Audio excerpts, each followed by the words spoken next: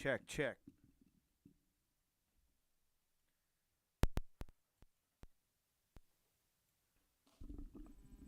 Check. Check, check. Check, check, check, check. Check, check, check. I'm getting a new mic. So just bear with me for now. Bear with me for now, okay? Check, check.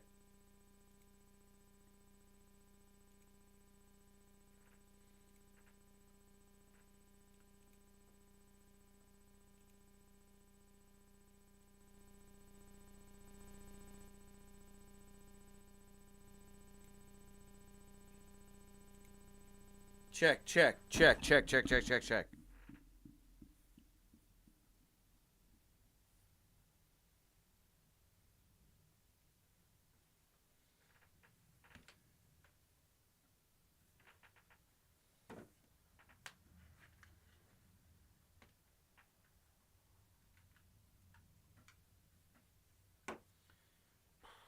Okay.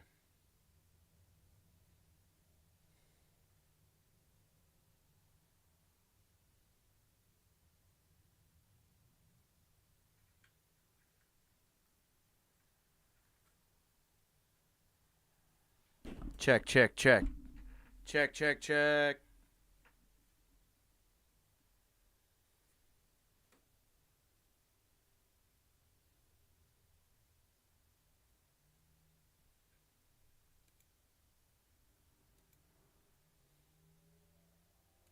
Check, check, check. Check, check, check. I guess that's all right. It's a little fuzzy, right, Rick? How are you, bro? I'm okay.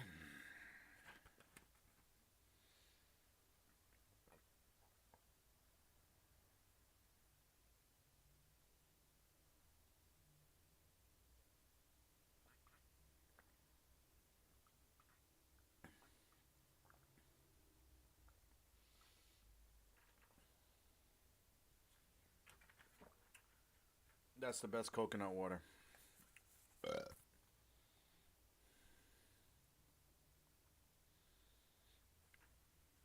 Harmless Harvest is better tasting, but that's way cheaper. So that's why it's the price makes it taste better. How are you though? You good, my dude? I got 33 Dino tracks, 32 Dino tracks for you. You glad to get your daily dose of the news? All right. Yeah, I've been MIA for the past 3 days, huh? It's just for me. It's a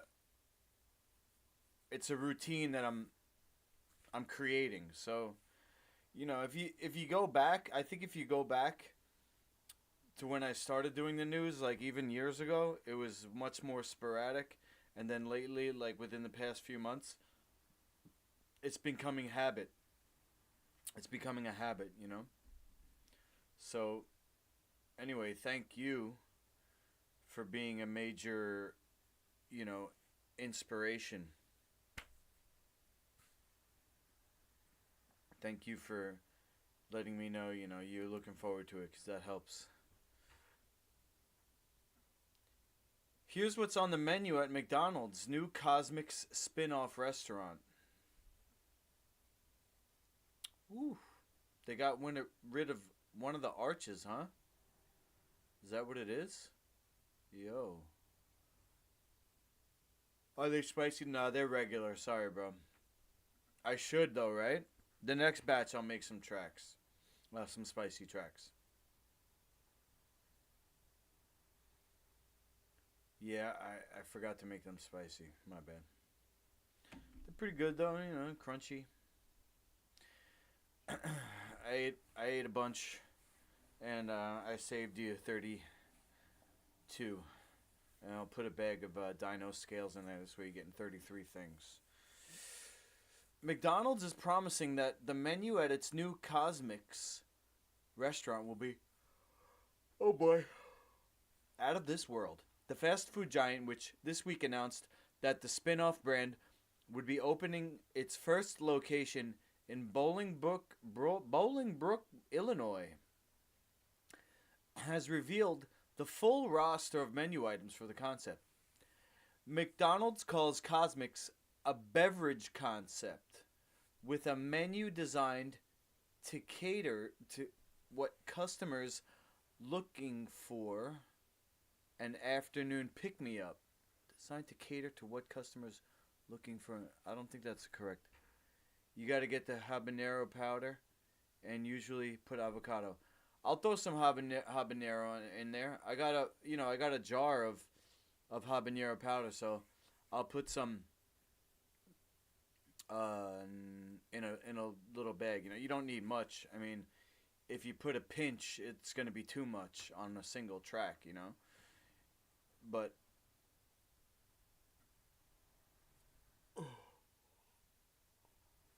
maybe you can put the avocado in a bowl and put a pinch of habanero powder in there and mash it up with some lime and cilantro and Celtic salt. You don't need much salt because the tracks have salt in them already, but maybe you like a little extra salt. That's good as long as it's the Celtic or another sun dried salt.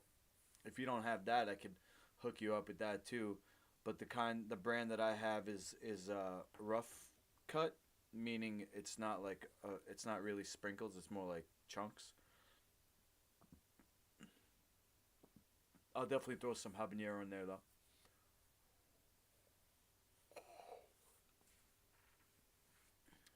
That means there's no Big Mac or French fries to be found at Cosmics. Wow. Cosmics has no burgers and fries. Instead, the restaurant will serve a large array of beverages and treats with bold and unexpected flavor combinations, vibrant colors, and functional boosts. The drink menu will feature dozens of new beverages, including lattes, slushes, and teas unavailable on the regular McCafe menu. Wow. Too kind. I'll send funds for the shipping at least. Lime cilantro will be fire. Yeah, buddy. I mean, that's your basic, what is it? Guac. It's a basic guac recipe. Avocado, salt, lime, cilantro, maybe a little chopped onion. You know?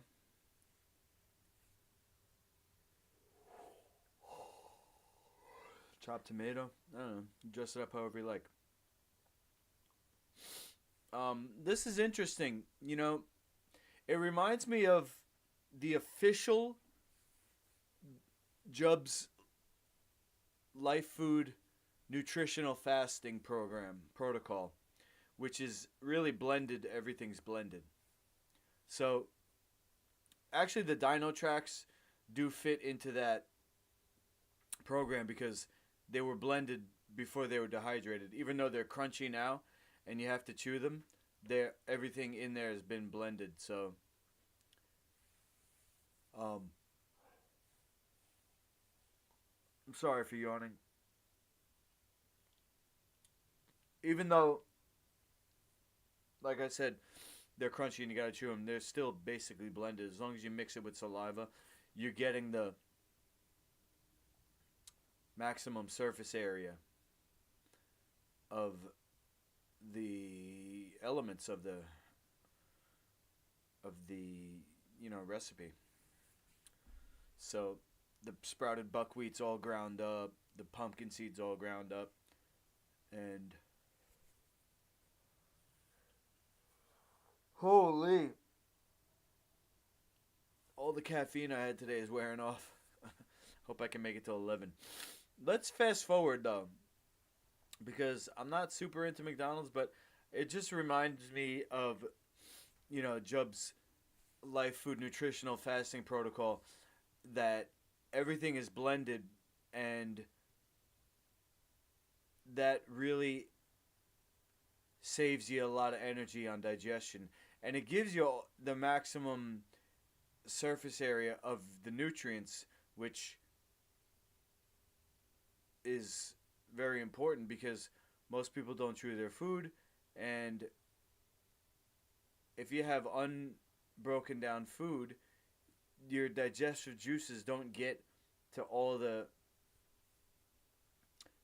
different spots, and you end up with food that really it's not getting you're not getting the full benefit of it.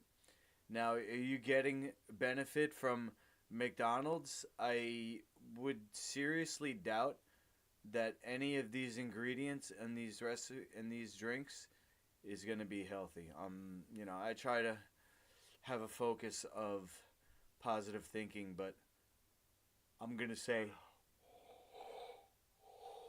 it looks like milk is a major component of these.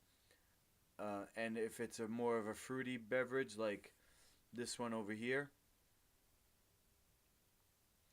I'm sure there's a buttload of other chemicals. You know, blueberry ginger boost. Ooh, I wonder what's in there. We're gonna. Oh, there's snacks. 6-piece pretzel bites, McPops, mini donuts with cookie butter, apple cinnamon, and hazelnut filling. Oh man.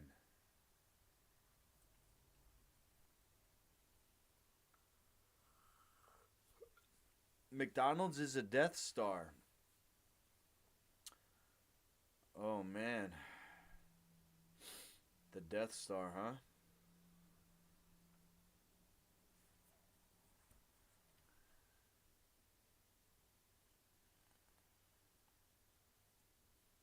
Well, look, I'm not going to talk shit. I'm going to try not to talk shit.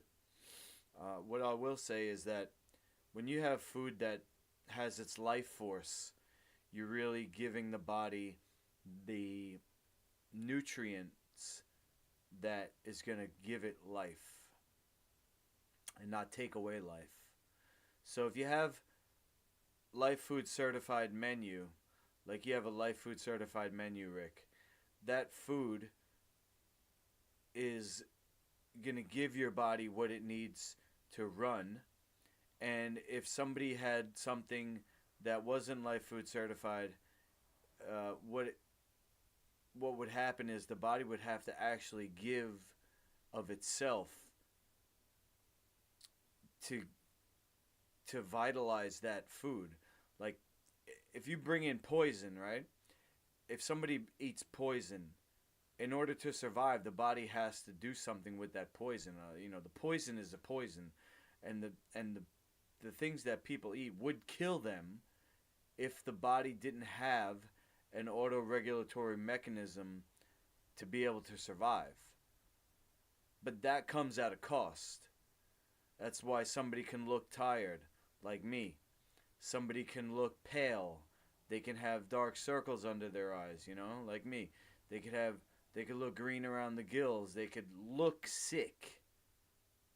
And that's an effect of bringing in toxins or not being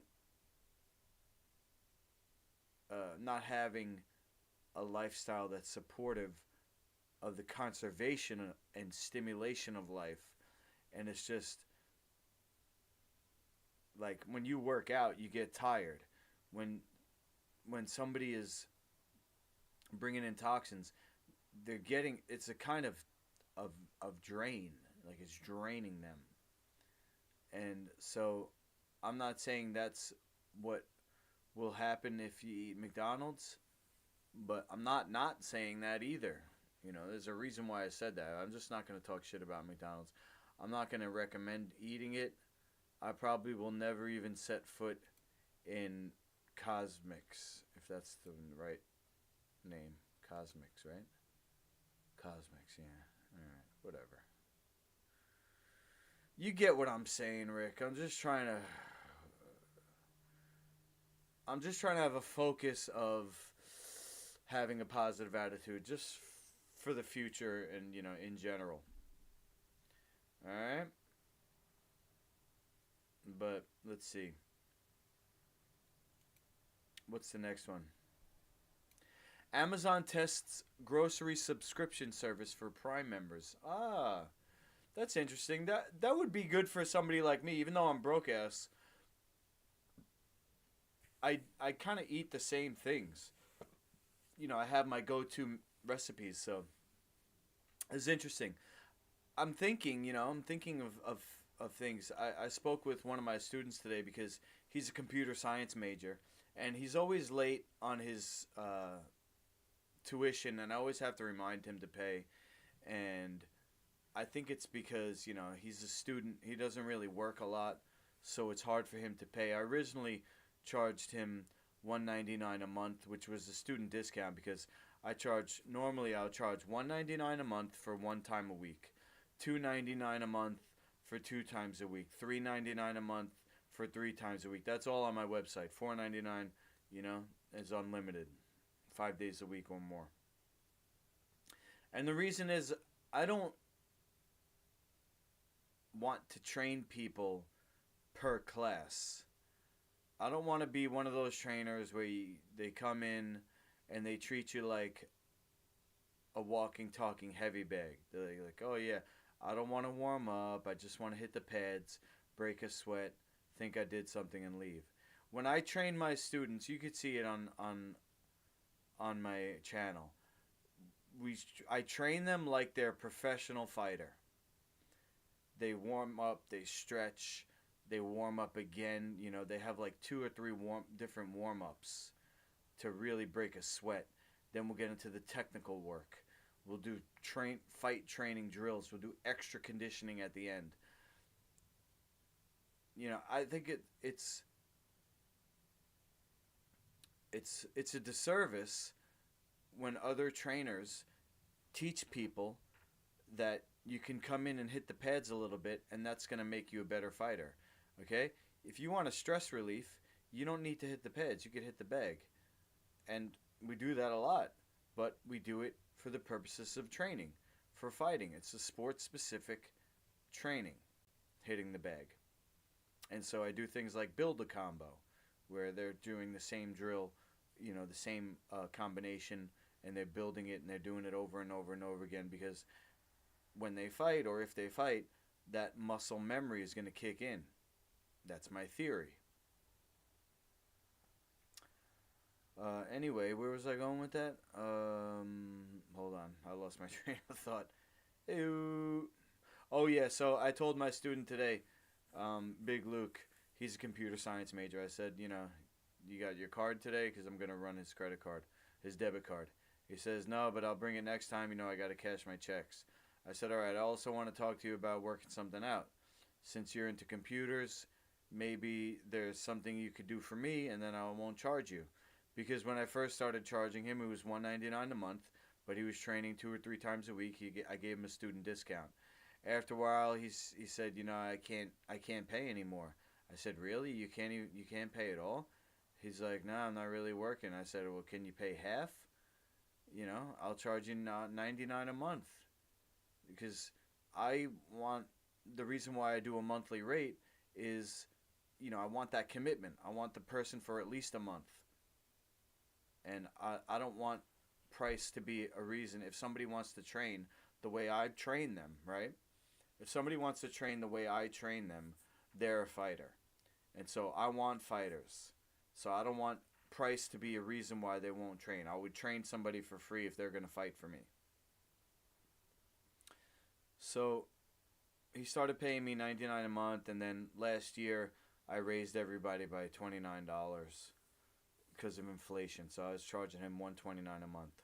So if I can get him to do something give me $129 worth of computer work per month, whether it's social media marketing, whether it's advertising on Craigslist or Google, or I don't know, helping me with my website, or an eBay shop, I'll sit down with him for 2 hours a week or 3 hours a week, if he's training 3 times a week, and we can barter for that, 2 or 3 hours a week, sitting down at the computer and helping me with my online presence. I think it'll be worth it, $129 a month. I'm not eating, barely, so I don't need the money for that. I would spend it on my kids' food, but if he can give me $129 worth of computer work, and I get extra students out of that, or I sell things online because of that, and he's a computer science major, so and he's young, so I think that will be a good trade for me. Anyway, the reason why I'm bringing that up is because one of my ideas is an Amazon. I'm not sure what they call it, a shopping cart or a box, an Amazon box. It's basically you you buy the box and it's got everything you need in it. For example, to make dino tracks, or to do a nutritional fast, to do an olive oil liver flush. It's like, oh, you want to do the olive oil liver flush? Here you go. You buy this box on Amazon. It's $199 or $249 or $139 or whatever, and it's got everything. It could be different, tiers. You get the bare minimum, you get the deluxe package, yada yada. But it's like it's something you can get on Amazon or eBay. I could put it together myself on and just sell it on eBay. Other things I want to sell on eBay: custom apparel, my rash guards. I was thinking I got these new gloves, and I'm gonna modify them by taking out the grip bar, and you know I could sell them in a package with wraps and knuckle pads. Just ideas. Little money here, little money there. Liver flush box is a solid idea. Thanks, Rick. It's a good way to make it easy for people, and I wouldn't be really making much on that. Maybe $20, $50 at the most on a box, commission. But it could tie into a consulting. Somebody does consulting with me, and that could be an online thing, a Zoom call.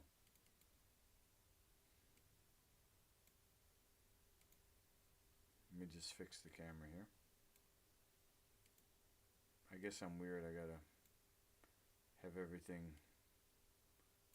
lined up. Close enough. Okay. Anyway. Yeah, so there's other boxes. It could be a box for a recipe.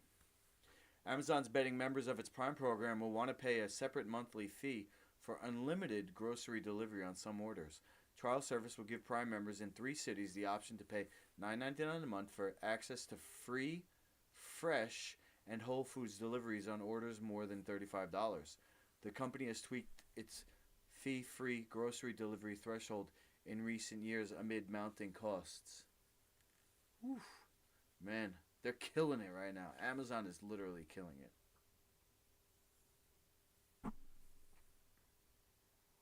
You're going to get your food delivered by drone. This is my colon right here. I got this bald spot. That's the colon. Because I never let it rest all these years. I'm trying. Starting another fast tomorrow. Lucky 13, Wednesday. Tomorrow's my last day of eating. I'm going to have dino scales. Amazon piloting a new grocery. You know what? We got the idea. We don't have to go forward with that. There's a lot of stories because I missed Friday. So I'm going to go forward. We're going to go on. Cocoa could boost brains of older adults with poor diets. Whoa. Should give this to my dad. Because he's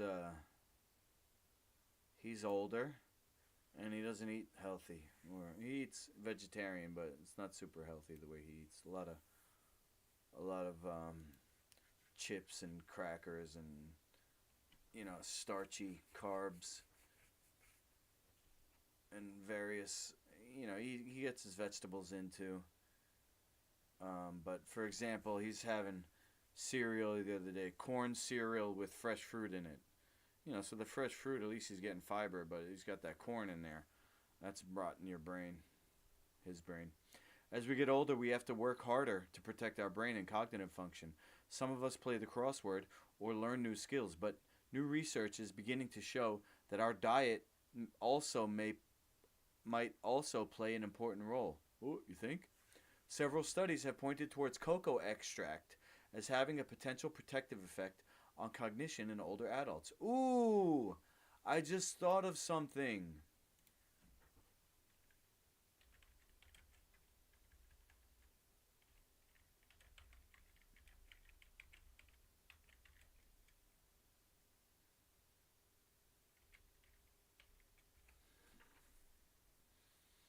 Yeah, buddy. Woohoo! Do do do. Copy link. I'm gonna go down here. This is my dad's Christmas present. So let's see. Boom. Text this to myself. Okay. Christmas present for dad, and also get pistachio for mom. Boom, boom, boom, boom. Let's go.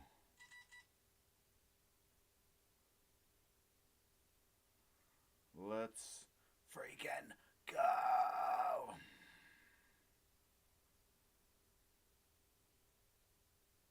Okay. All right.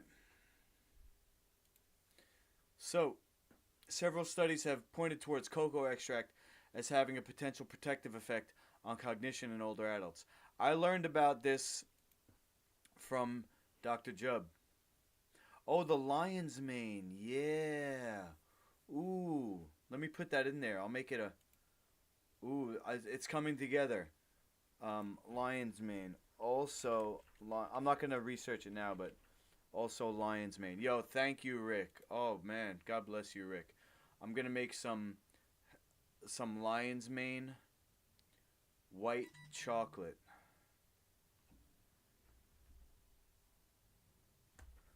Lion's mane white chocolate. I'm going to sweeten it with coconut sugar.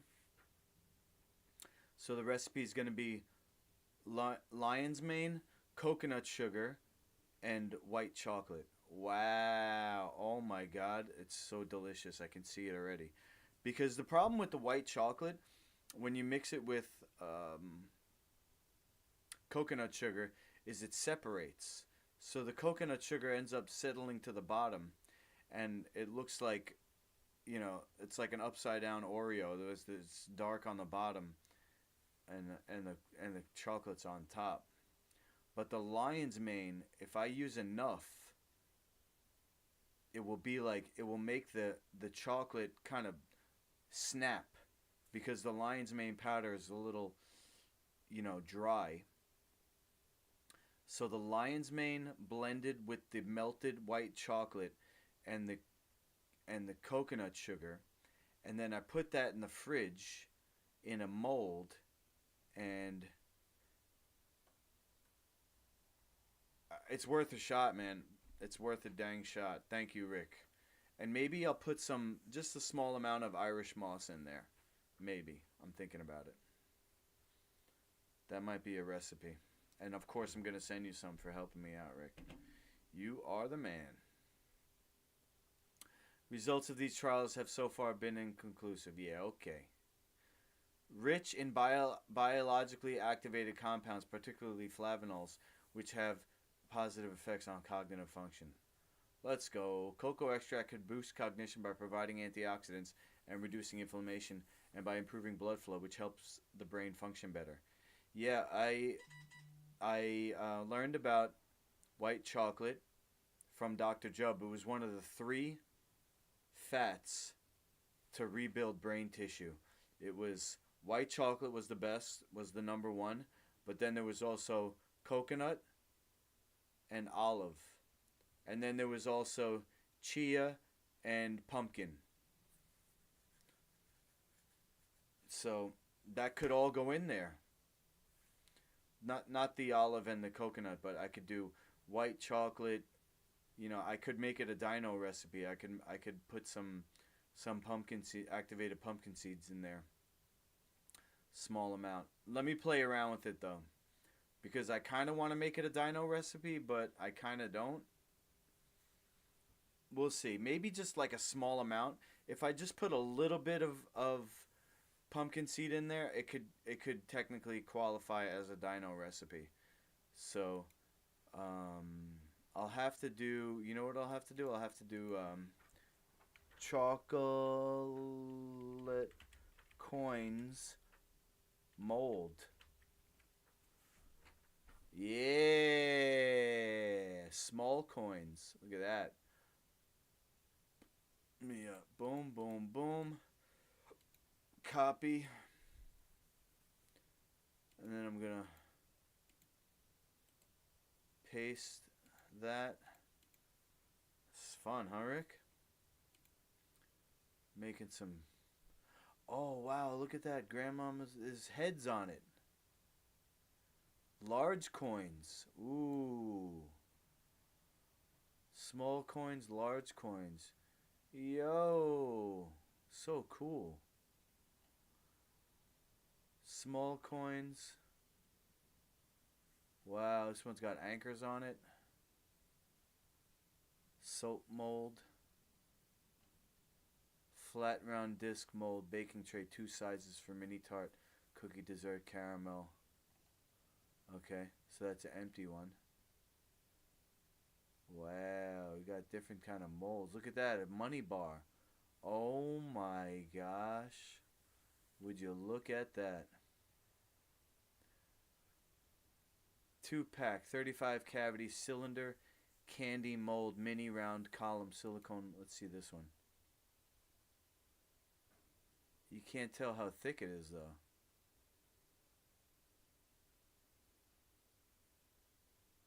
Oh, I see.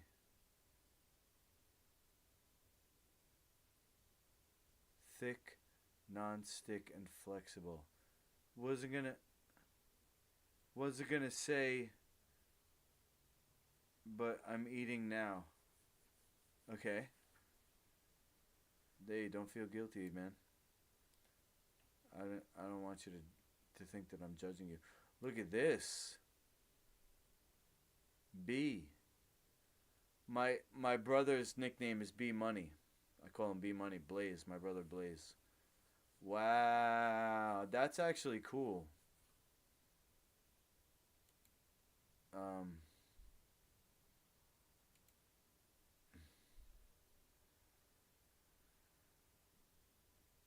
I'm just gonna post that on my Twitter. I don't know.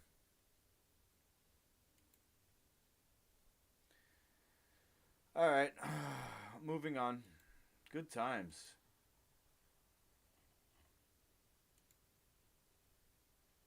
Where were we?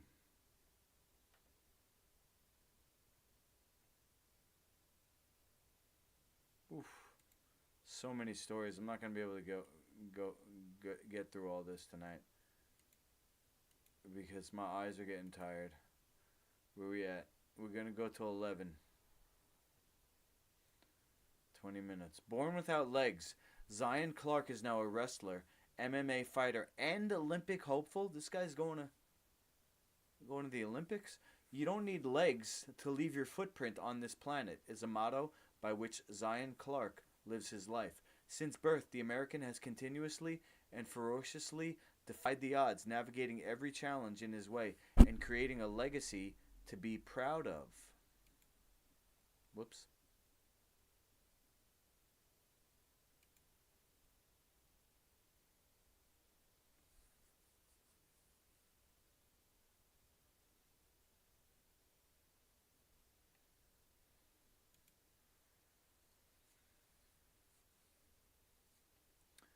The 26-year-old, have you ever seen Zion Clark, Rick? The 26-year-old was born with a rare defect called caudal regression syndrome, which left him without legs. Despite the obvious obstacles that presents, he's gone on to set 3 Guinness World Records, win his mixed martial arts debut, and become a source of inspiration for millions across the world. I just like to enjoy myself, explaining what motivates him to keep pushing his limits. You know, a lot of people get stuck in stipulations that you have to go to work this 9 to 5 job every single day, when in all reality, once you find something that actually makes you happy, the sky's the limit. Wow. From your mouth to God's ears, Zion. You know, I got people telling me in my life to get a job, and I wouldn't say that mixed martial arts makes me happy, but I think being an entrepreneur is a way that I can make the type of money that I believe will get me the life that I want. And that life is, you know, a life where I can be with my sons, and, you know, that would mean hiring them. So, a family business that can support the two of them. You don't think this is the first time I did a story on him? Oh, okay. You might be right. I feel like I definitely know who he is, and there was a there's a net. I think there's a Netflix movie. I saw it. I didn't watch it though. Clark was dealt a difficult hand in life. I don't know why I didn't watch it. I think I chose to watch a documentary on music instead. Given up for adoption by his biological mother at birth, Clark says he spent years bouncing between foster homes where he suffered from mental and physical abuse. It was a childhood that eventually led Clark to experience suicidal thoughts. Oh man. It wasn't until he was 16 that Clark found a loving family who gave him the foundations to start building his life. But he's not one to dwell on the past, and in his interview with CNN, the athlete was reluctant to spend time looking in the rearview mirror, instead wanting to talk about how he managed to turn things around instead. He says it was through sport, notably wrestling, that he started getting to grips with life. The ancient sport taught him discipline, widened his social circle, and gave him a sense of self-worth as he learned to navigate the world on two hands. That's really inspiring, and it confirms what I thought, which is that giving myself fully to my mission, including fasting, because I can't do both. I can't eat and train. Just the way that my body is now, it's like all or nothing. So, one of the things that I'm getting ready to start doing is running at least 3 times a week, and just can keep my training to be like of utmost importance. Like I got to get it in. Like today, I don't know if you go back to the stream today, I didn't really train. I did a little bit of hanging, but everybody else in class actually trained. They did the class, and I just coached. Because I had Dino Tracks for dinner at 3 or 4 p.m. And I kind of did that on purpose so that I'd have a little more energy in the tomorrow morning. I didn't want to be eating tonight like when I got home from school, from work.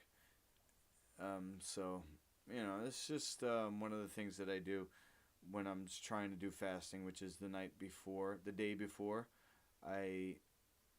2 days before, I have one meal at the end of the day. One day before, I have one meal in the middle of the day, and then tomorrow is my last time eating, and I'm just gonna have like a snack in the middle of the day, which is like a bag of Dino scales. And for dinner, quote dinner, it's gonna be lemon tea or lemon fizzy, and then Wednesday, which is the 13th, for some reason that number, I don't know what it is. It might be the Illuminati. I live the house that I'm in right now, number 13, the house where I was born and raised, where my parents are, number 13. So I'm like, oh, got to start on number 13. I don't know what it is, Rick.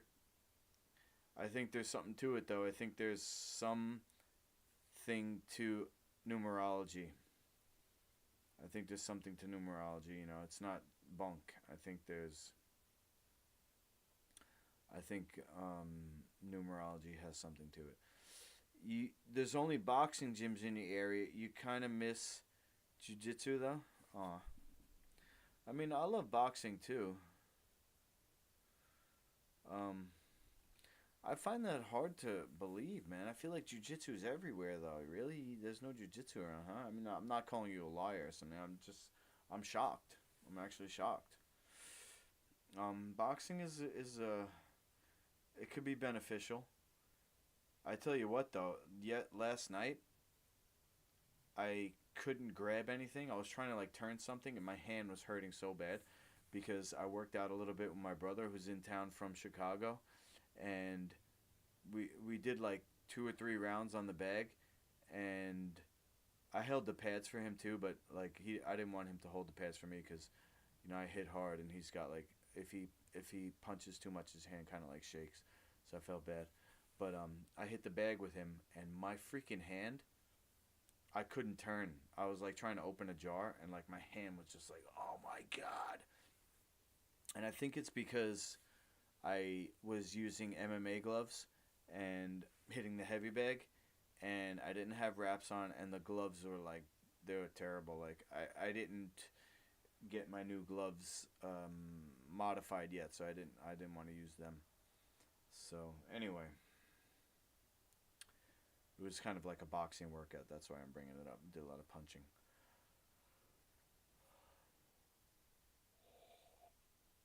No regrets, right? Like that, like the tattoo the guy got. No regrets. Wrestling also inspired Clark to hit the gym, which saw a major transformation in his body. After years of training, the American became a force to be reckoned with on the mat, where he regularly faced and beat fully abled athletes. Yeah, that's pretty remarkable. I think a couple of things. Number one, he's probably juiced. Number two, it maybe it's harder to wrestle somebody with his condition because like you can't grab certain things. It's like you can't. He's already got a low center of gravity. Um, you can't grab his lower leg because it's not there, and I think those two things. It's like almost like his opponents are playing a different game. Like he's always fighting somebody with both legs, but they've never wrestled against somebody who has no legs. And it's probably a totally different strategy. You have to totally change up your strategy to fight somebody with no legs. That's what I think.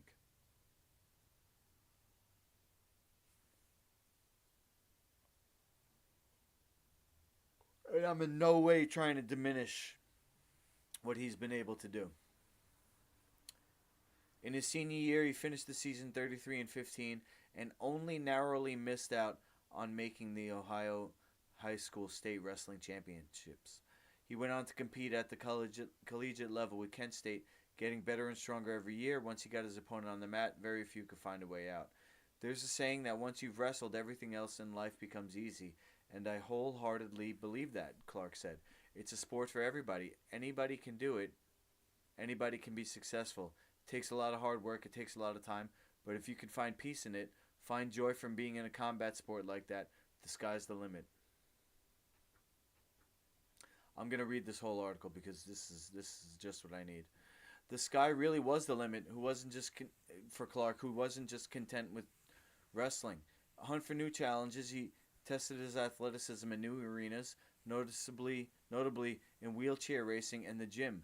Unafraid of setting the bar high, he dedicated his life to representing his country at the Olympics in wrestling and Paralympics in wheelchair racing. He still hopes of making it to Paris 2024 and is following a dedicated and grueling training schedule to make that a reality. Along those Alongside those Olympics, he also delved into MMA. He won his first fight in 2022, beating a fully abled athlete. It was a feat that put his name in lights and gave him an appetite for more. Over the years, he set three-time world records: fastest man on two hands, highest box jump with the hands, and most diamond push-ups in 3 minutes. Yo, wow. 248 push-ups, really. He's set to try and break one of his records again next year, bidding to go even faster than the 4.78 seconds he clocked for traveling 20 meters with his hands. Who doesn't like to keep setting the bar higher? I already set the bar really high. Why not just push it a little higher, he said. He's had to take a bit of time due to a hand injury earlier this year. Ooh, that sucks. He's certainly not a camera shy. He signed up for and reached the semifinals on America's Got Talent, where he demonstrated his physical and musical talent. He plays the piano, guitar, and drums. Definitely start following this guy, right? Okay. Finding a mentor. Craig Levinson, backstage at the Ellen DeGeneres show, have since traveled the world together. Wow. Levinson is Clark's manager and watched him grow as an athlete and as a man. Is this what they call a handler? You know, I was watching a video today about how Hollywood is essentially a CIA program. Really cool. If you like conspiracy, while you're searching up Zion Clark, check out, let's see, Robert Sepperher. Where's the history? Oh, here we go.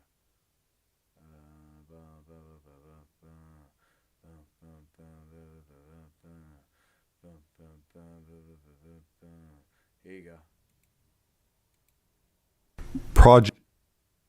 CIA's MK Ultra infiltration of media. Really cool.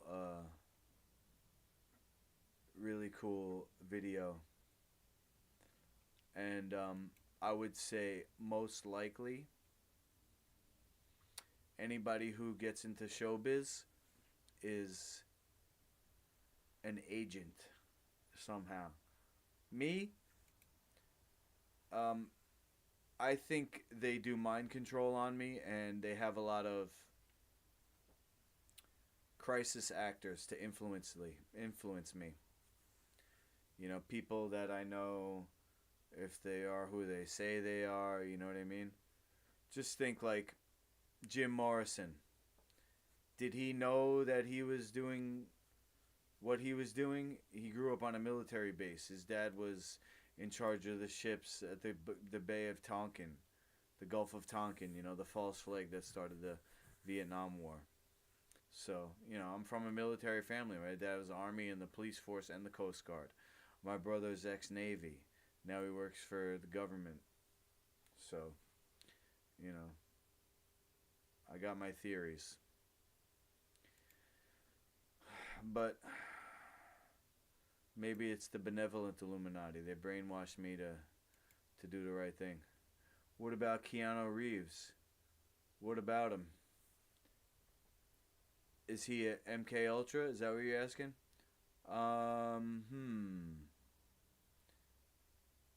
I think Keanu Reeves. Let's see. I'm trying to think. What could be the motive? Because if you watch that video, it's about how the government uses Hollywood to influence people's thinking through covert agendas. So I'm trying to think of Keanu Reeves. You know, he was in The Matrix. He was in John Wick. So I don't know what could be the under conscious level message of his movies that Hollywood's trying to brainwash us with. We have to think about that. New AI-powered doctor's office allows patients to draw blood and take vitals. What? You take your own blood? Look at this. Now coming to a mall, gym, or office building near you, a self-contained doctor's office powered by artificial intelligence where you, the patient, draw your own blood and take your own vitals. I'll take my own vitals, but I am not sticking a needle in my arm. Hell no. I wouldn't be able to. I really wouldn't. Is he an agent? Yeah, I don't. I'm gonna say yes. He is an agent, even if he doesn't know it. Just like me.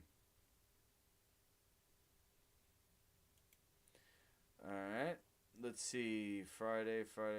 Man, I'm not even up to Saturday yet. Look at these stories. This is gonna be the last one though. Maybe one more. FDA approves 2 gene therapies for sickle cell, bringing hope to thousands with the disease. The U.S. food. This stuff is scary. The gene therapy. The U.S. Food and Drug Administration approved 2 gene-based treatments for sickle cell, including the first therapy that uses gene editing technique CRISPR, opening a new era of treatments for genetic conditions. The medicines called Casgevy and Lyfgenia are potential cures for people with sickle cell, a debilitating and life-shortening inherited red blood cell disorder that disproportionately affects African Americans. Casgevy is the CRISPR-based treatment made by Vertex Pharmaceuticals,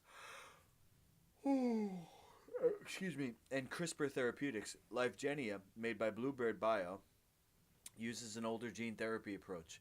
Both were cleared for people 12 and older with histories of vaso-occlusive crises, painful events caused by the disease. Well, I don't know what I can say anymore, but I'm just going to tell you a story, and you have to read between the lines. I'm going to tell you a story about another planet where these aliens, um, if they don't eat right and they get pregnant, the females, um, their child is born with a condition where there's not the proper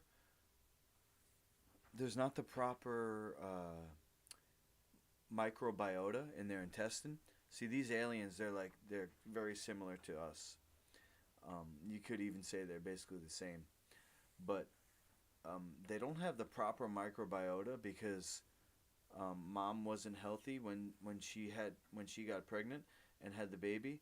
So the baby is just born, unhealthy. It's not genetic though. It's because the menu that the females are raised on is not proper to this particular species. So the child isn't really born healthy. It isn't given. Its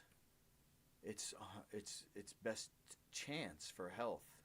It's not genetic though. There's nothing wrong with the genes because DNA is not in the body. DNA comes into existence. DNA comes into existence because there's no DNA in the body. DNA comes in through the body in this alien species I'm talking about.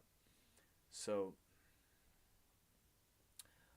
not having the proper microbiota, and then of course, if mom's eating a certain way, she's gonna feed the kid, the baby alien, a certain way, and it's just not gonna improve that condition.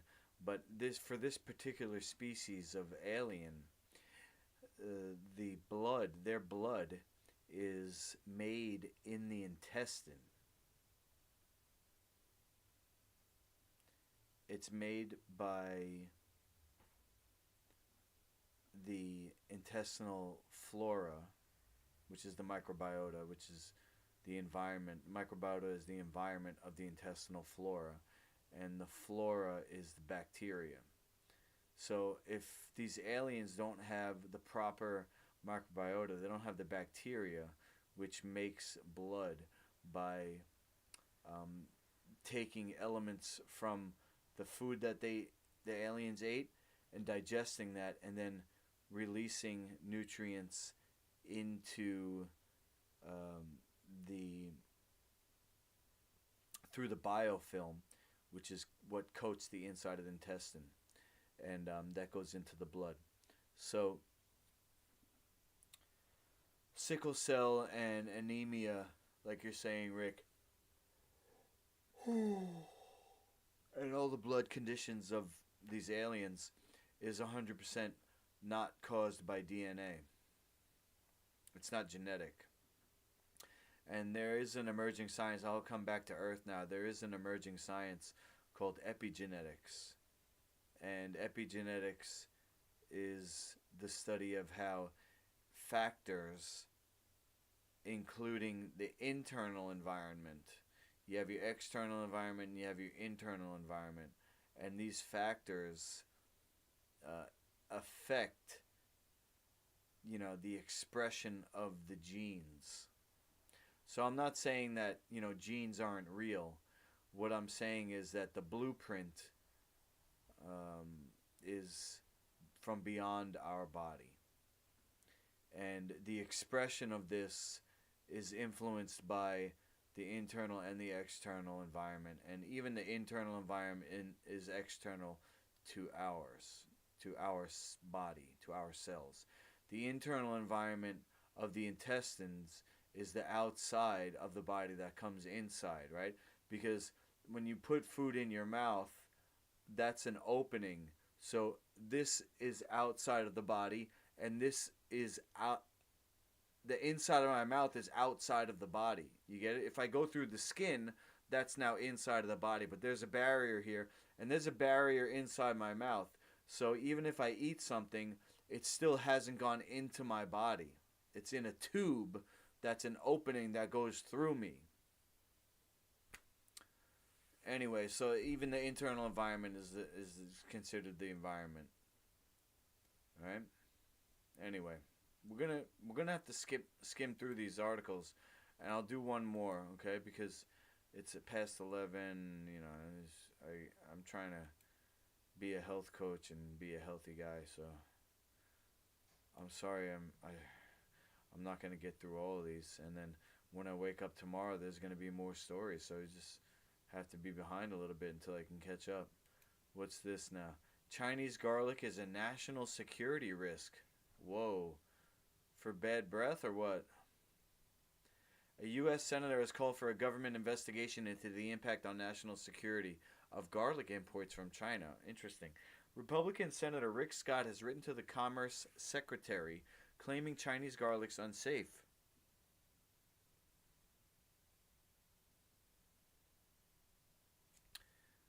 Citing unsanitary production methods. Oh man, I got a story about that.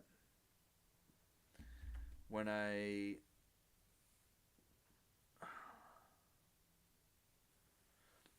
made dragon scales, I used fresh garlic, and the idea was that it gave you dragon breath because of the garlic. But I didn't have a refrigerator, or what did I not have? I didn't have something. I think I didn't have a refrigerator. I didn't have a place to store them, so I just left them in a big bowl, and I was like, all right, well, they're pumpkin seeds, and they're coated with this teriyaki sauce, which was made from garlic and tahini, and tahini's ground sesame seed, and vinegar and salt. I was like, oh yeah, it's all dehydrated, should be good. But it wasn't dehydrated enough, so the garlic after 8 days had gone bad, and it gave me botulism poisoning. And botulism poisoning can kill you, but luckily it didn't kill me. But it made my whole back lock up from the botulism toxin. I was like, holy crap!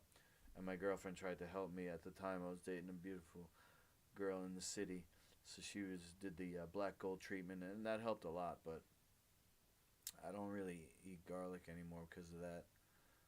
Kind of scared. China is the world's biggest exporter of fresh and chilled garlic, and the U.S. is a major consumer.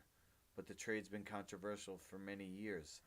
The U.S. accused China of dumping garlic onto the market at below cost price. Since the mid-90s, it's levied heavy tax tariffs or taxes on Chinese imports in order to prevent U.S. producers from being priced out of the market. In 2019, during the Trump administration, these tariffs were increased. In his letter, Scott refers to these existing concerns, but he goes on to highlight a severe public health concern over the quality and safety of garlic grown in foreign countries, most notably garlic grown in communist China. He refers to practices which he says have been well documented in online videos, cooking blogs, and documentaries, including growing garlic in sewage. Okay, but what's manure? Don't you use manure to grow things?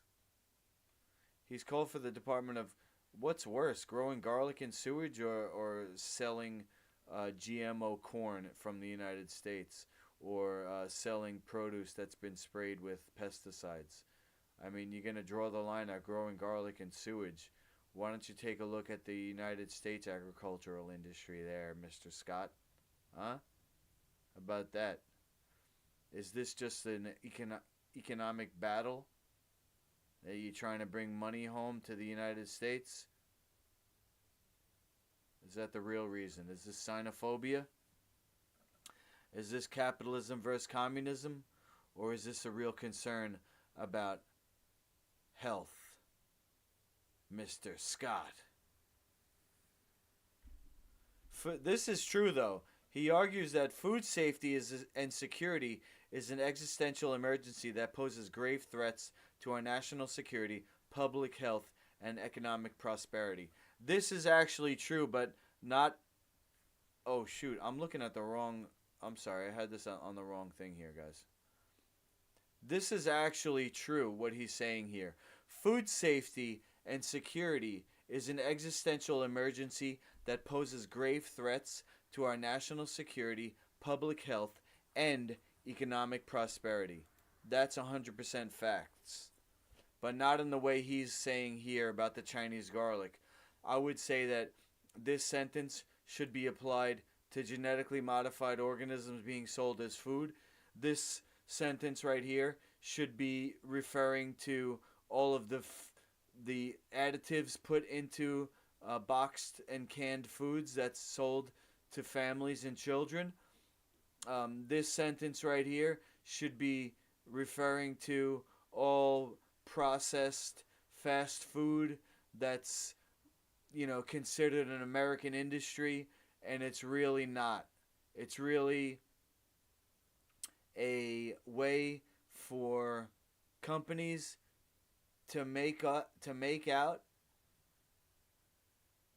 money killing people without caring, treating people like stock, just thinking of the bottom line. We're just gonna sell this junk, and after that, it's not our problem.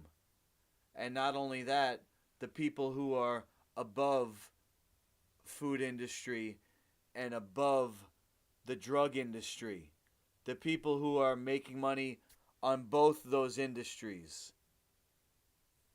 You get what I'm saying?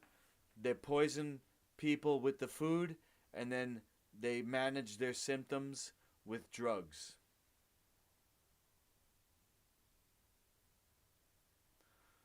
I'm reading between the lines, and you think that's accurate, right? This is more of an economic concern, I think. Senator Scott, he's working for Big Garlic. Senator Scott is coming up with this. I don't know if malarkey's the right word. He's coming up with this. You know, he's coming up with this criticism of Chinese garlic because his friends are growing American garlic. The Office of Science and Society at McGill University in Quebec, which attempts to popularize and explain scientific issues, says there's no evidence that sewage is used as fertilizer for growing garlic in China. In any case, there's no problem with this. That's kind of like what I said. I mean, you use fertilizer from animals. Human waste is as effective a fertilizer as is animal waste. Spreading human sewage on fields that grow crops doesn't sound appealing, but it's safer than you might think. Yeah, I think so. I'll tell you what, I had an idea when I had a house from UFC money. My idea was having a complete self-contained home where the rainwater comes in on the roof and goes into the drains, and all the drains come into a central what do you call it, tube that goes down into the basement, below the basement, the lower level of the basement where there's a giant tank. So the water that comes into the house is centralized, but then also comes down the side of the house. So in the middle and the side, there's all this water coming down, and it has an engine under the house which recycles the water. So the water is actually all around the house, in the walls, in the middle, and there's plants growing out of the walls that are watered by this. There's indoor moss, and there's hanging vines, and the house is living, and all of these plants are purifying the air, and the bacteria in the soil that's lining the walls is purifying the air. There's also aquaculture. You know, you have these big tanks that's going down the middle of the house, and sea vegetables are growing, and fish are in there. You know, that was my idea. And then the tank in the middle, on the bottom, all the waste goes in there too from your sink. You know, you got your what do you call it? Compost. Your compost goes in there. You put it down the garbage disposal unit. So all of that goes into this giant tank. All of the sewage, you know, from the toilets and the shower, because you're using eco-friendly soap. Everything goes into this giant tank. Now that water can be purified and recycled, and you know any water that's purified is safe to drink, even if it's like pee or you know if it's contaminated. Once it's purified, it's pure water again. That's completely safe to drink. So just you know don't worry that you have a tank of water that has poop in it, because that's all purified out. But that tank, reason why I bring this up, because it says human waste here, right? That tank can have a tube or a hose coming out of it that goes outside to a basically a fertilizer spray gun. So you know this was my idea, where this house is on a farmland, and you know it's just completely self-contained, what's called a life house, and all the food that we eat is grown on the farm. You know, so there's acres. I think they said for you to actually live off the land, you could do it on an acre. Let me look that up, and then I'll probably end it on this. Let me see what's the next story, if it's something I should do right now. Oh, it's a brain injury. Let's finish with this. Experts in concussion, NFL leaders gather to identify gaps in knowledge, offer guidelines on preventing brain injuries. Okay. To me, this is a bit of cognitive dissonance, where you have two opposing viewpoints occupying your brain, where they're like, "Oh, we have to have football, but we also want to prevent brain injury." So it's like, "Oh, yeah, well, ooh, kind of, can you really do both?" With growing attention on traumatic brain injury and chronic traumatic encephalopathy, known as CTE, in sports, clinicians and researchers from across the country, including doctors from the NFL, are offering guidance on how to prevent further harm in athletes. Experts in athletic brain injury and long-term cognitive disorders gathered at a summit Friday at the Cantu Concession Center at Emerson Health in Concord, Massachusetts, to gather and share their findings with the goal of identifying gaps in current research that need to be addressed, according to a consensus statement from the group. The intent was to bring clinicians and researchers that work in this space together, said Dr. Robert Cantu, medical director at Emerson Health's Cantu Concussion Center, and a pioneer in recognizing and treating concussions and traumatic brain injuries in professional and youth athletes. Is this the guy from the movie Concussion, Dr. Robert Cantu?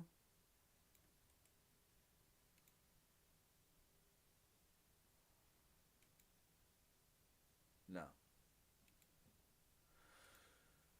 Not everybody agrees on everything, but to inform us where we are together and where we're not together, identify gaps of knowledge that we will then try to propose research that will close those gaps.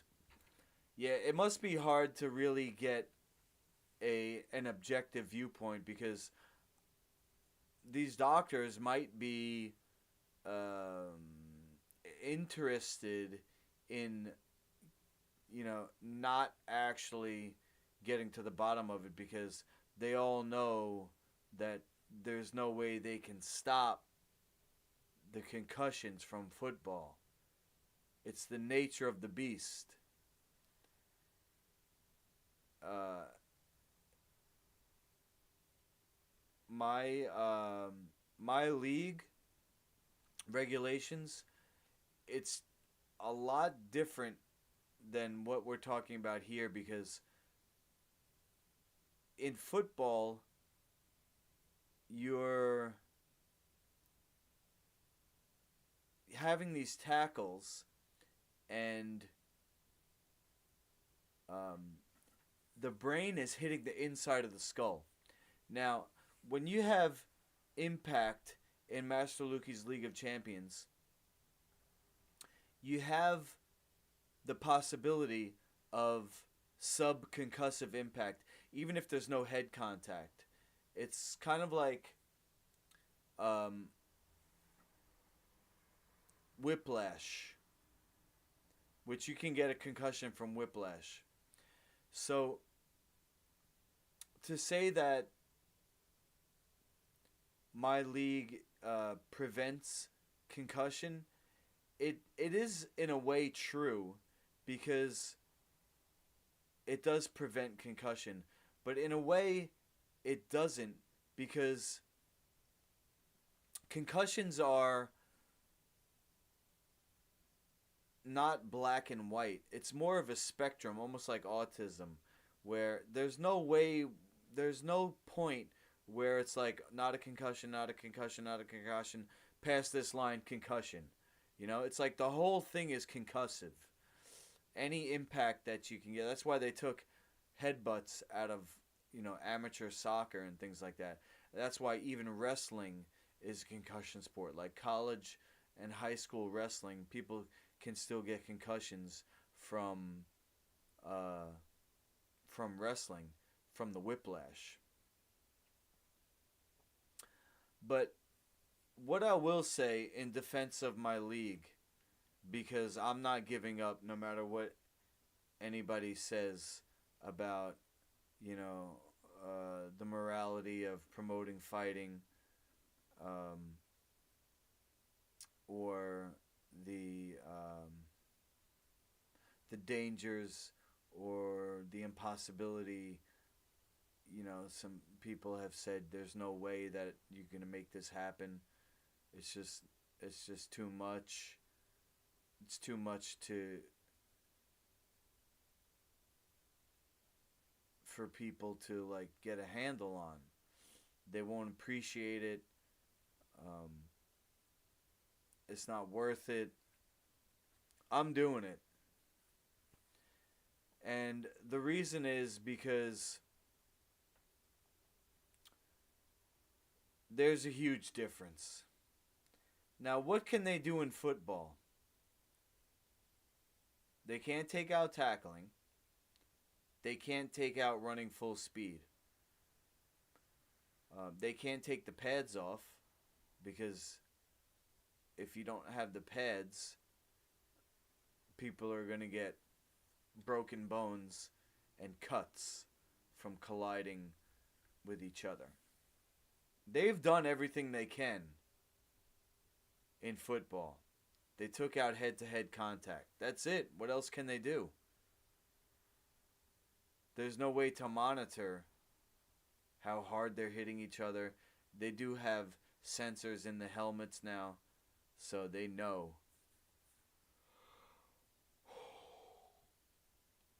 And all they can do now is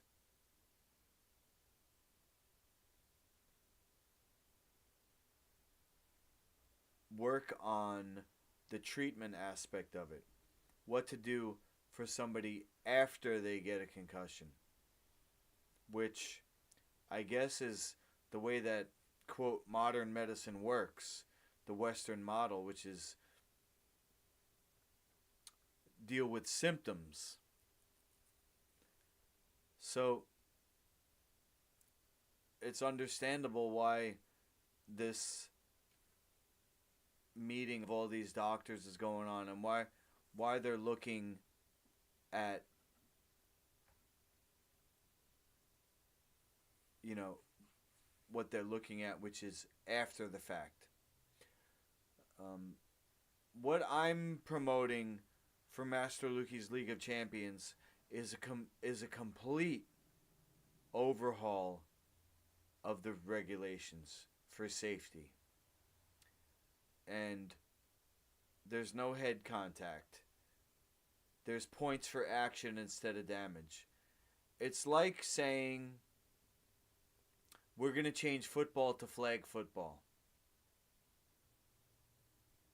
If you said we're going to turn the NFL into flag football, that would be comparable to what I'm doing with mixed martial arts. So,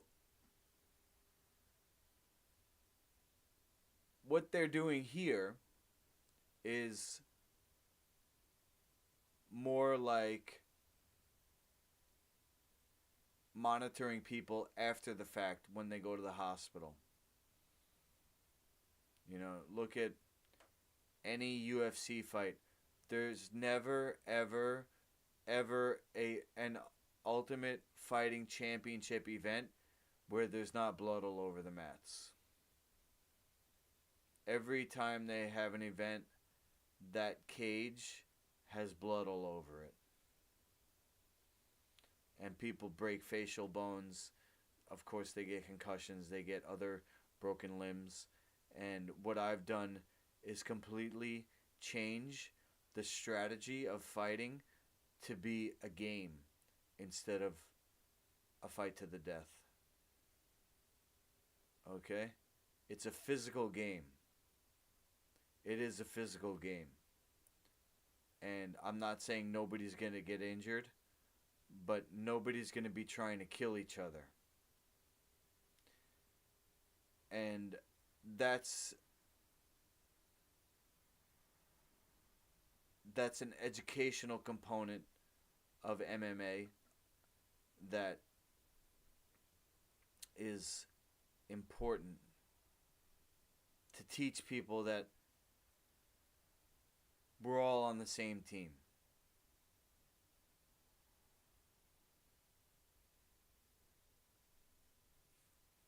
And even the person you're battling with is your teammate, because they're helping you to become better by challenging you.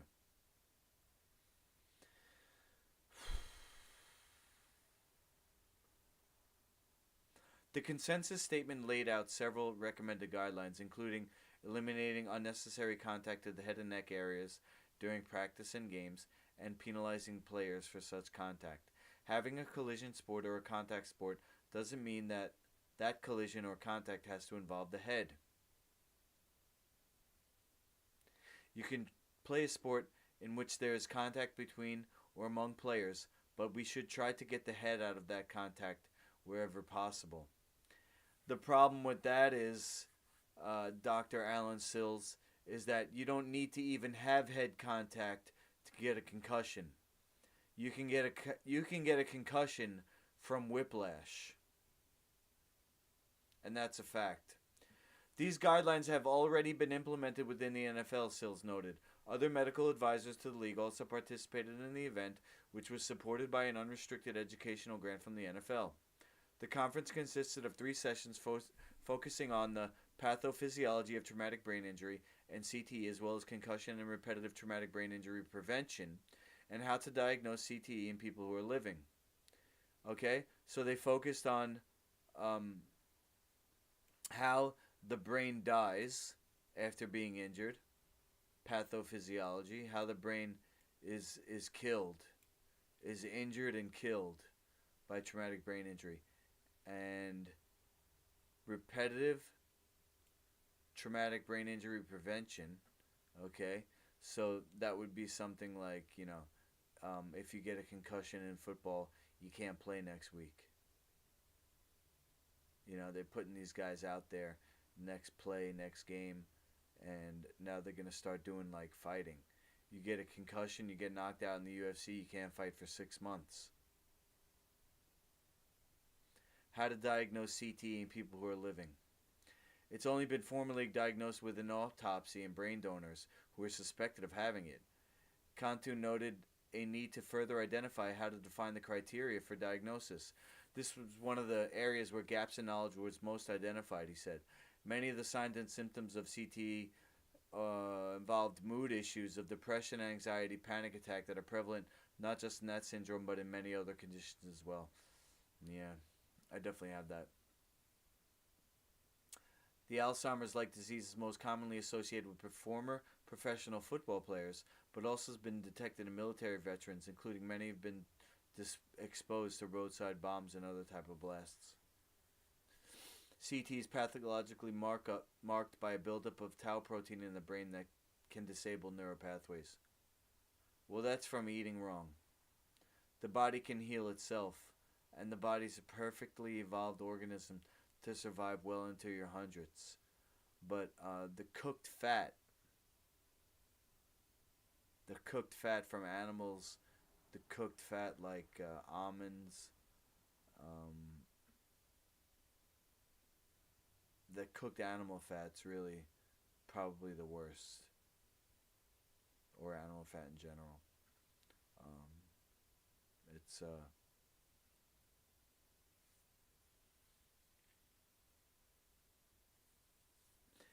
it's like you are what you eat. So if you have a living fat, like what's in Dino Tracks, the pumpkin seeds are soaked, they're activated, they're alive. Even once they're blended, those fats are still the same. They never were exposed to heat over 120 degrees, even in the dehydrator. There's also chia in there. That's the highest source of omega-3 that you can get in the store. It's not all about CTE, she said. Other diseases like Parkinson's disease or body dementia have been linked to repetitive brain trauma. So including those in the conversation is important because they need to be talked about. CT is a major concern in the sports community, Stamp says, because the disease is now being diagnosed in younger athletes. In a study of 152 athletes who died before the age of 30, 87 of them died by suicide, including 33 who had CTE. One of the donors was 18-year-old Wyan Bramwell, who died by suicide in 2019. He's the first high school football player to be diagnosed with stage 2 CTE, according to the researchers in Boston. This year, scientists in Australia also diagnosed the world's first case of CTE in a professional athlete. Heather Anderson, an Australian Football League player, is found to have low-stage CTE. She was 28 years old when she died by suicide last year. Oh, God. It's so heartbreaking. Listen, if you've ever thought about hurting yourself, connect with me right now. Message me, call me, email me. If I'm sleeping, I'll call you as soon as I wake up. If you ever thought about harming yourself or you're thinking about harming yourself right now, please connect with me right now. And if you've ever had thoughts, like I have, of harming yourself, but you're not thinking about it right now, you're feeling okay, connect with me anyway. Connect with me because I wanna offer my support, and we'd be stronger together. I have my dark moments. Believe me, I know what it's like. But suicide's not the answer. I know it seems like there's no hope, but be strong for somebody else. Somebody else needs you to lead by example when you've gone through such trauma and you didn't give up.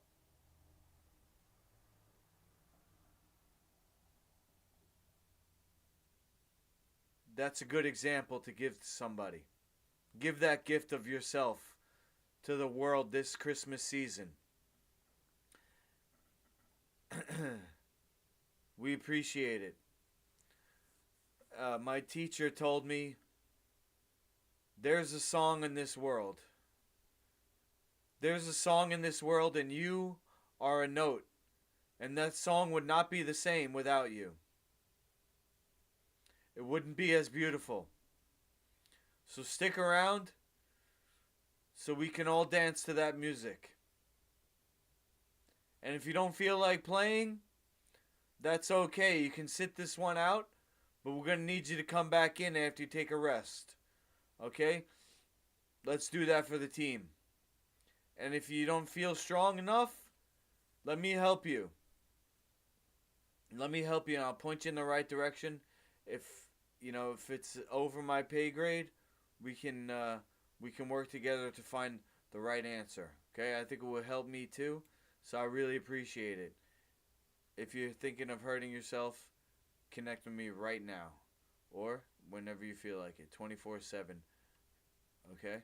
If you go to masterluki.com, here's what you do.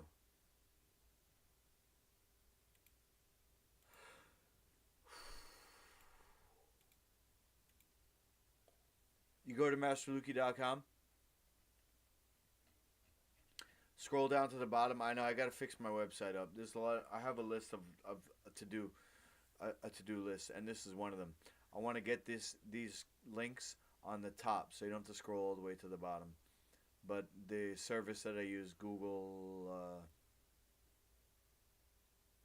my brain's fried. I'm going to bed. But go to contact. On the bottom here, contact. Here's all my info, okay? Facebook, Twitter, Instagram, TikTok, YouTube, email, phone number, Skype I don't use, my mailing address, and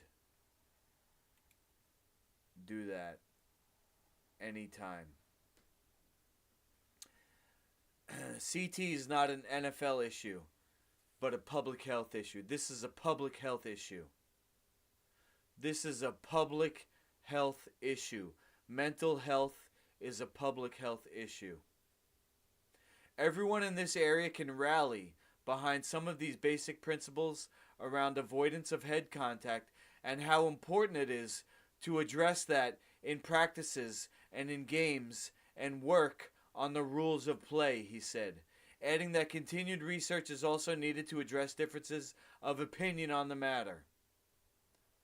This is why I'm not giving up on Master Luki's League of Champions. I could not live with myself if I let MMA go on under the current rule system of head contact and fighting to the death. And having somebody in charge like Dana White or his overlords of WME and people who have money but don't have any interest in health, who don't have any interest in the lives of the fighters, and only see the fighters as contributing to the bottom line of their fat wallet. They don't really care about us. WME is a business, and they're not in the business of caring about people's health. If they did, they wouldn't put them in a cage like animals to fight to the death. Or until the ref stops it or the doctor stops it. It happened the other night, and the guy admitted, it's not my job to care about the other guy. It's my job to be pulled off his lifeless body, is what he said after killing Bobby Green. I forget the guy's name, but you know who you are. If you're a fighter and you're doing head contact, I challenge you. I challenge you to fight me. Fight me in Master Luki's League of Champions, January 28th in Lynbrook on Long Island, New York. I need somebody who's good to fight me. I'm a former UFC fighter. I still train every week. Not every day. I'm going to be 44. I need days off because I'm all natural. I don't do performance enhancing drugs. But I train to fight. And I train hard, and I'm a good fighter. I need somebody good to fight me. If you're a fighter or you know a fighter, connect with me and let's fight live on YouTube and fight for the troops who are wounded and who have traumatic brain injury and post-traumatic stress disorder. We're going to raise $2,500. That's 10 fighters, $250 each. And we're also going to collect money at the door to go towards the league. But if you can't be here in person, you're going to vote online. You could watch live. And the reason why I'm talking about it is because I started to put the flyer together today. Because I got people who are asking me. And just stay tuned on that. It will be on the first page of MasterLuki.com. And let's see. Cantu, let's just finish this up. Science advances by having a theory and then testing that theory, Master Luki's League, and getting data that tests it, and then refining that theory and revising it and then retesting it, continuing to fight for this mission, guys. And that's just the nature of scientific progress. Cantu, the summit's namesake, says the conference is just the beginning of a growing movement to address sports-related traumatic brain injuries. That's right. We're growing. We're grassroots. Rick, thank you for being here, man. You're part of this, a big part. I appreciate you. And I think I might be able to get to the mail tomorrow. I'm going to see my son and helping him put together a desk, an L-shaped desk for his gaming setup. I got that for him for Christmas, and it came in the mail, so I'm going to go help him put that together tomorrow. But that's in the afternoon, and then I might be able to stop on the way at the post office. But if not, it's definitely going out this week. I'm not going to eat your tracks. Don't worry. You got 32. I'm telling you now because that's going to prevent me from dipping. You know what I'm saying? You're going to get 32 tracks and a bag of dino scales. This way you're getting 33 things in the mail. I'm also going to throw in a bonus pack, small, of habanero powder. Right? I hope you enjoy.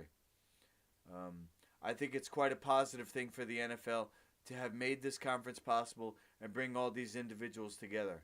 And I would hope other professional sports would follow that. And I hope that one day soon, 2024, I'm able to get Master Luki's League of Champions, the safest way tour going. And I could go across America, up and down the East Coast, down to Florida, across through Texas and California, Rick. And meet you in person. Maybe you come with me and we'll go to Hawaii and Japan. I will offer that to you. I know you got your own thing going on, but, you know, I got to believe that there's a reason for everything, and just consider it. You know, I'm going to do my best to do my part to make this happen. I appreciate you being here. Everybody is part of the team. You're watching, you want to connect with Master Luki and be a part of this mission. It's a no head. Let's just pull this up real quick. No head contact MMA. Points for action instead of damage. If you haven't already, go to MasterLuki.com and you have two fights you could watch here. You have Master Luki Boxing. Same rules. No head contact. Points for action instead of damage. You watch the fight. It's me versus Anor, the War Dog. And you take this slide bar once the fight's over and you give us each a score from 1 to 100. And that's it. The widget I have tallies those scores and gives us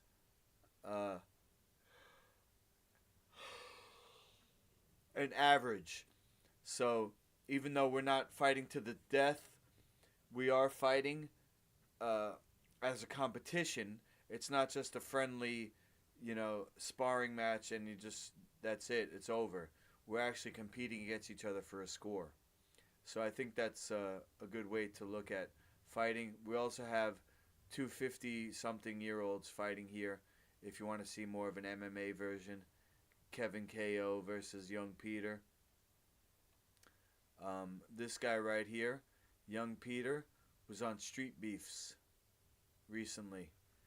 If you follow Street Beefs, they called him Old Head, Old David. I forgot. They gave him a nickname that's not his name, but he went viral. Mighty Mouse did a breakdown of the fight, so I should do something with this.